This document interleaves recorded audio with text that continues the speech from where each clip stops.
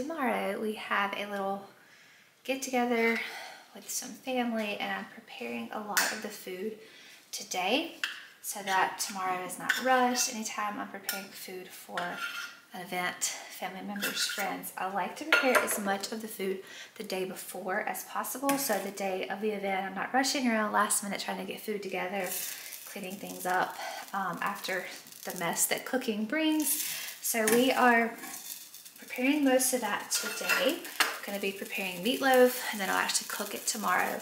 We're making some sourdough pink sugar cookies. Thank y'all for that. That's what I'm getting ready now with my browned butter.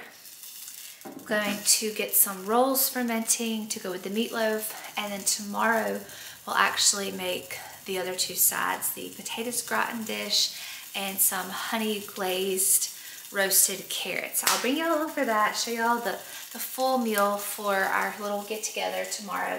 Have meat thawing to put the meatloaf together, and then I'll just get the meatloaf, put it in a bowl and cover it, and then tomorrow I'll actually put it in my cast irons and cook it before our guests arrive. But the things that need to ferment are the cookies and the rolls, so we're going to get those mixed up first so they have a full like 24 hours to ferment to get that good benefit of the sourdough starter.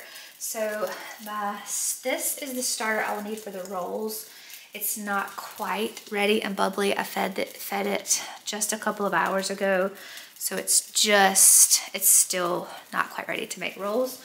So we're not gonna make the rolls yet, but while I have a break, the kids are playing quietly. It's almost too quiet. I'm gonna have to go check on them in a minute and make sure they're not getting into trouble. But the rolls will have to wait. This is my discard. I keep a big batch of discard usually. I made, what did I make this morning? I made something this morning with this. Oh, I started bread. So I used a bit of this morning, and it's now pretty runny. This would just be considered discard. I have not fed this since yesterday afternoon, so it's pretty runny. Still smells nice and sour like sourdough. This is freshly fed, and it will continue to grow and get active and bubbly to make our rolls. Now, I'll talk to you about the rolls in a little bit, but these rolls are actually yeast and sourdough rolls. The yeast gives that extra puff to the rolls, but we're going to ferment them for the full 24 hours using our sourdough starter to get those full benefits of the fermented sourdough. But I do prefer a roll with a little bit of yeast to help it give that extra puffy rise. But if we can combine the yeast and the sourdough and get the full benefits of sourdough starter, that is my ultimate goal. Every now and then I'll make just true yeast rolls. I actually made some last night. I'll show you guys. These are just true yeast rolls, non-fermented. So I do make yeast rolls occasionally, but that's not our preferred way to eat grains. So these were delicious with our dinner last night. But our rolls for the get together will be fully fermented sourdough yeast rolls. So butter is browning. I need to get egg yolks. So I'm just going to bring y'all along for the cooking process, show you all these recipes, talk y'all through some of these recipes we are preparing for our event tomorrow, and hope y'all enjoy. This is my forever stash of egg whites. I always have egg whites on stash in the fridge from yolky drinks and making cookies, because our cookie recipe uses only egg yolks. So we're adding sourdough to our cookie recipe. Sourdough starter is part water, so you have to accommodate for the addition of the water, the liquid in the sourdough starter. Take that away in the egg whites. So you want to remove the egg whites when you are making sourdough cookies. Egg yolks, I have another cookie recipe that actually uses egg yolks in the recipe. They're still a really soft, chewy chocolate chip cookie. I can link that recipe below for you guys if you're interested, but this sugar cookie recipe just has the yolks.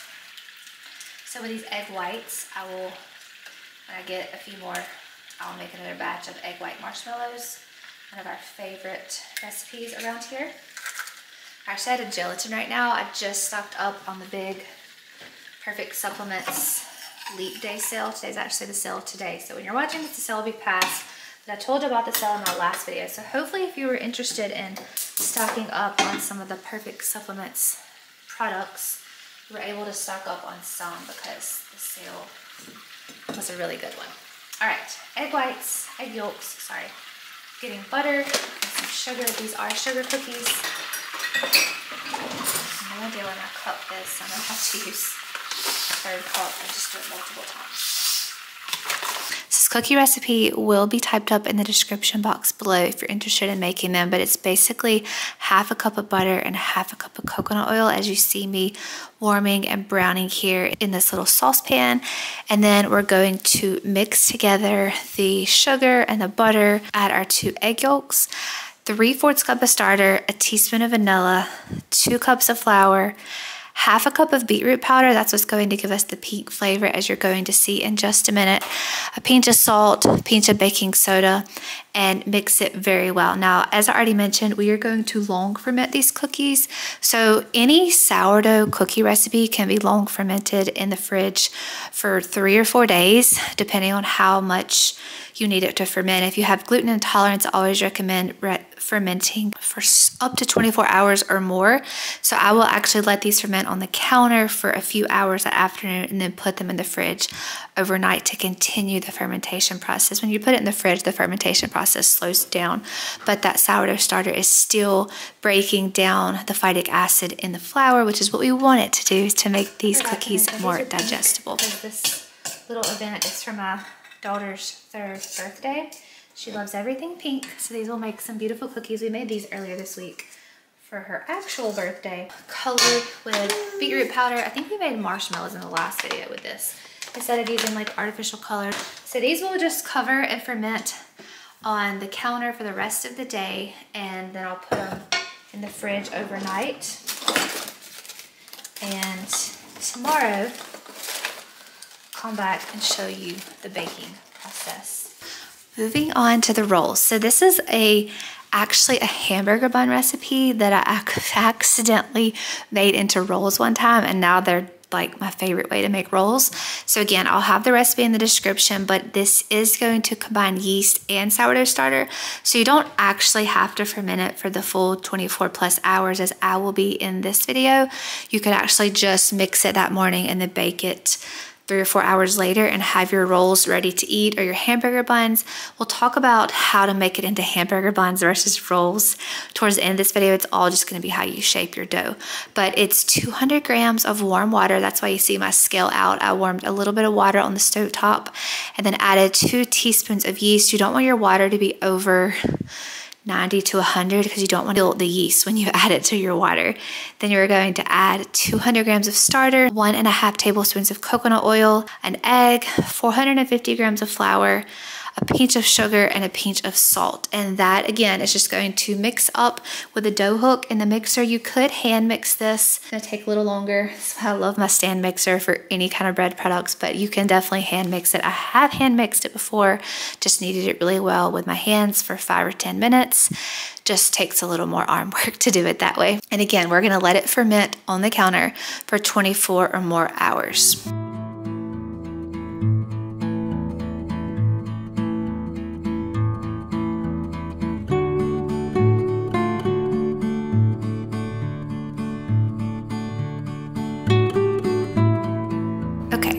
Here I made some bread that morning, and it actually turned out to be a really delicious loaf of bread. I don't prefer to use our artisan bread for putting into things like meatloaf, as you're about to see me do, but I actually forgot earlier in the week that our meatloaf for this event needed sandwich bread or bread. Typically you would want to use like older bread that wasn't fresh. It was a little bit stale. It was a little bit out of date that you made maybe a few days ago, but I had to use fresh bread. It kind of hurt to use this fresh, beautiful artisan loaf in our meatloaf, but the meatloaf calls for 3 or 4 slices of bread. So I obviously need a new bread knife. I need one of those bread bow knives because this knife is obviously pretty dull as I'm now looking back at this video, watching how difficult it is to slice this bread. But anyways, I'm gonna slice off 2 or 3 slices and then chop them up, soak them in a cup of milk for 30 minutes or so, get them really soft and soggy, and then add the rest of our meatloaf ingredients.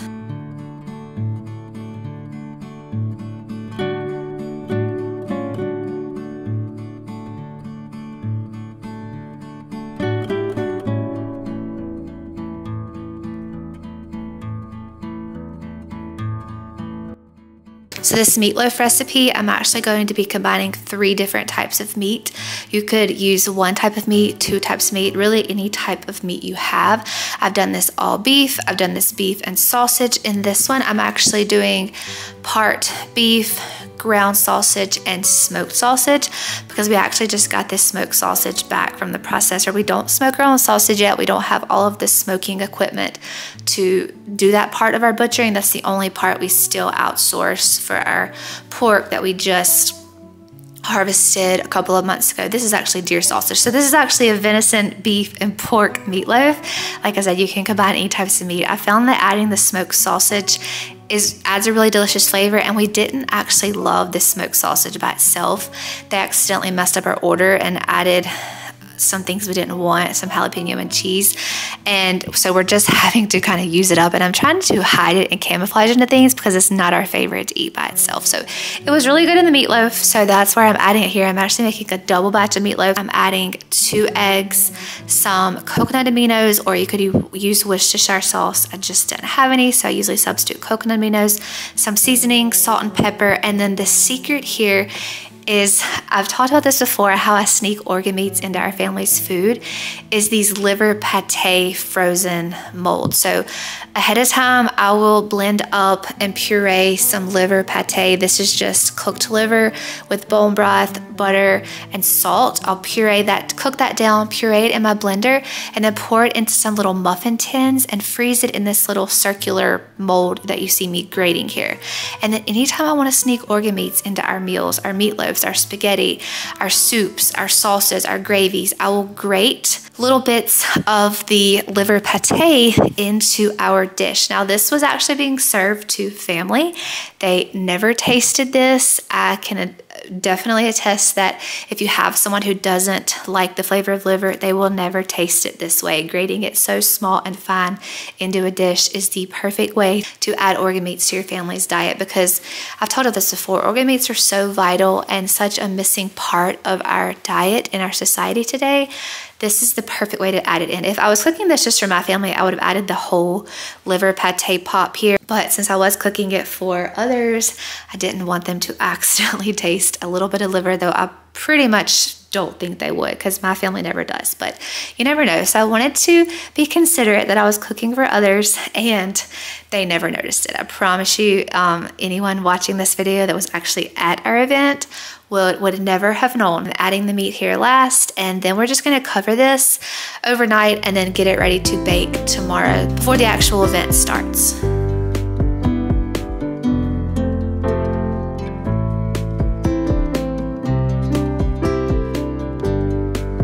So it is the next afternoon, a couple of hours before the actual event starts, and I'm getting the cookies baked. So these have now fermented for 24 hours, maybe 26 hours. I don't remember exactly the exact time, but well over a day.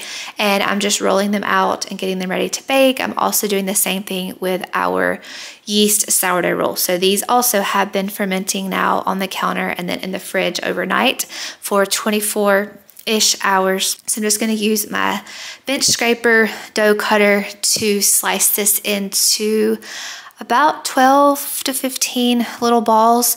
Then I will shape our roll. So if you were going to make hamburger buns, you would want to shape these a little bigger. You wouldn't probably want to make 12. You'd probably make more like 8 to 10 hamburger buns, and then shape them a bit flatter. You wouldn't want such a tight little ball, sort of like a roll. You see me here getting a little dish of water, because when you're working with rolling out rolls, I found it best to dip your hands in a little bit of water. It'll keep your hands from sticking to the dough and help you shape your little rolls a little bit better. So again, I am making a tight little ball here, almost like I am shaping bread, kind of really neatly tucking in the bottoms. For the hamburger bun, I would have done a much bigger piece so that it would fit for a hamburger, and I wouldn't be keeping it so tall. I would more flatten it out like a hamburger bun. You can also make hot dog buns with these, mini little hoagie buns. This recipe is so versatile. The only way I accidentally discovered this to make rolls is one time I was making hamburger buns and I didn't shape them perfectly, and they turned out to these little bitty mini sliders. So that night, instead of hamburgers, we had hamburger little sliders. We had to cut our hamburgers down and make them fit on these rolls. So it was really by accident that I discovered that this recipe could also be made into dinner rolls, but they are so delicious as rolls, hamburger buns, hot dog buns. Try this recipe out. I'll have it down below for you guys. Now I am making the topping glaze for our meatloaf. This is just a little bit of brown sugar. Here I accidentally scooped up way too much brown sugar and realized that I had the measurements wrong. It's not a half a cup of brown sugar, it's just a couple of tablespoons. It's actually half of a cup of ketchup. So it's a couple of tablespoons of brown sugar. After I got that straight, put some back, half of a cup of ketchup, and then a splash of Worcestershire, or in our case, we're using coconut aminos because I did not have Worcestershire sauce at this time. So I'm mixing that together, getting it into a nice liquid paste, and this will just drizzle over our meat.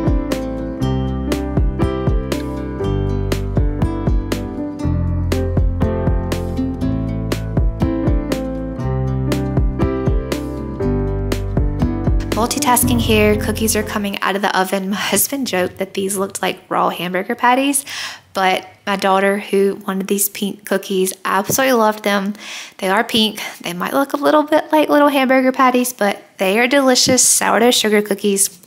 Try these out. You don't have to add the beetroot powder. You would just omit that and just have white sugar cookies instead. The meatloaves are getting ready to go into a hot cast iron skillet. I'm just scooping up a pile of meat, mashing it into my hot skillet, covering it with that brown sugar ketchup glaze, and putting them into the oven for about 45 minutes to 55 minutes, just watching them, see when they're brown on top, when the inside of the meatloaf is fully cooked. I found a really delicious flavor added to meatloaves by cooking them in a cast iron skillet. For years, I've cooked our meatloaf in just a meatloaf loaf pan, like a typical rectangular loaf pan, but the change of adding it to a cast iron skillet and cooking it instead is actually really delicious. So if you haven't ever tried that, swap your meatloaf out and cook it in a cast iron skillet.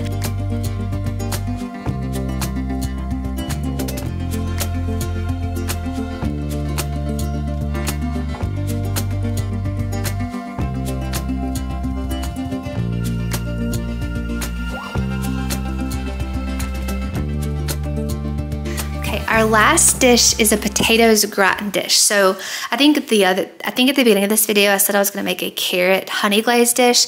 I actually omitted that one because we were having a side salad that my mom was bringing, so I just omitted the extra carrot side dish because it was kind of a very detailed dish. I've made it before, it's really delicious, but I did just omit it. So we're just having the potatoes gratin. So typically a potatoes gratin dish here in America is covered in cheese and cream and like super creamy dish. This potatoes gratin recipe is not that cheesy covered dish that kind of in America we cover everything in cheese. I did sprinkle a little bit of cheese on top, as you'll see at the end, but that was only because some of my family members really like cheese. But this recipe is actually really nutrient filled with lots of bone broth. So I'm just chopping a lot of potatoes, and then I'm going to be tossing them into a pot of bone broth that is warm to kind of parboil for about 10 minutes before I actually cook them. So we're cooking this in a lot of broth. We're gonna pour the broth over the potatoes and then cook them for about an hour and let all that broth soak up and cook into the potatoes. So we're not cooking it in tons and tons of cream and cheese and kind of the typical potatoes gratin recipe that is typically found in our American culture. So slice all the potatoes, cook them for about 10 minutes in a pot of boiling broth. Then we're going to rub the bottom of our pan with butter, sprinkle some minced garlic on the bottom, and then layer those potatoes into the dish that are kind of partly cooked so that they don't take quite as long to cook in the oven. All right, so for the creamy aspect of this, I'm adding a bit of cream that I skimmed off the top of our milk and the last little bit of cottage cheese. This with yogurt. It's delicious either way, but this is all I had, is a little bit of cottage cheese left in the bottom of this container and some cream from the top of our milk. So I'm only probably adding about a half a cup to a cup of this creamy mixture, and that's going to give the creamy aspect to these potatoes. They are so good. Favorite. We love it. Our whole family loves it. The guests that were at this event loved it. Super delicious. So I've got our cream and our broth warming on the stovetop now, getting some salt and pepper added to the partly cooked potatoes. Then I will just pour that sauce, which is just bone broth, and that creamy, milky cottage cheese mixture over the potatoes, kind of get them slightly submerged in the liquid so that they can cook cook really good down in that mixture. That mixture will just kind of cook into those potatoes, making them so nutrient dense with that lots of bone broth. I think I used a quart of bone broth in this for these 2 pans of potatoes. And then those will just cook for the next hour until all of the liquid is reduced. So it's been about an hour. The meatloaf is ready. I'm chopping into it, making sure it's all done on the inside. It turned out beautiful, turned out delicious. Our rolls are in the oven. I'm topping them with just a little bit of butter for the last couple minutes of the baking time. The potatoes are about to come out of the oven and we're about to eat. So this turned out to be a delicious meal. Like I said, I did put a tiny bit of cheese on top of some of these potatoes just because we had some family members that I knew would appreciate the extra cheese, but typically I don't make this with cheese. You see I left part of the potatoes gratin without cheese for my kids and I, and then some of the extra guests did eat the parts with the cheese. So turned out to be a super delicious meal. If you try out some of these recipes, let me know. They will all be down in the description box for you to try them yourself, and I hope you enjoyed spending these couple of days cooking with me.